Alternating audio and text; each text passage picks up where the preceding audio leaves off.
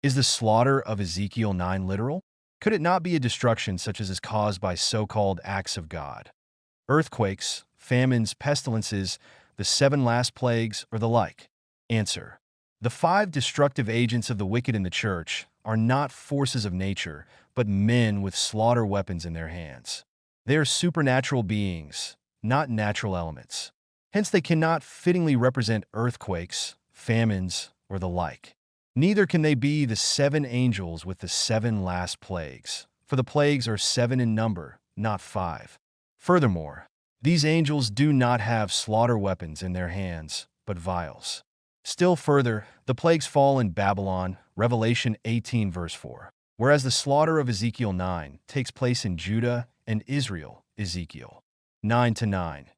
Ezekiel 9, whether literal or figurative, affects a separation between the good and the bad, the tares and the wheat, in the church, Judah and Israel, just as the plagues finally do in Babylon, Revelation 18:4.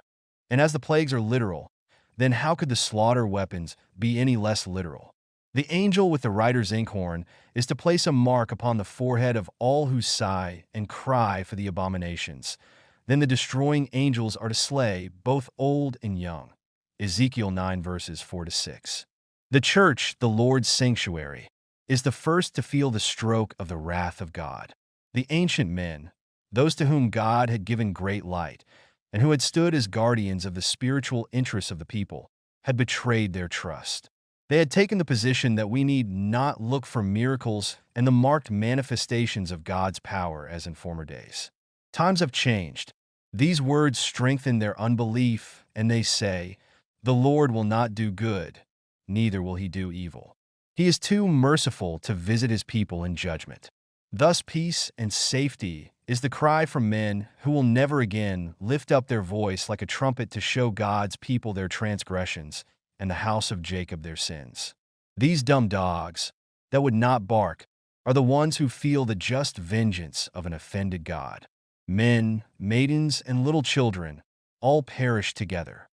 Testimonies, Volume 5, page 211. Only an indirect parallel can be drawn between the slaughter of Ezekiel 9 and the falling of the plagues, because a common end, death, befalls both the wicked in the church of Laodicea and the wicked in the churches of Babylon.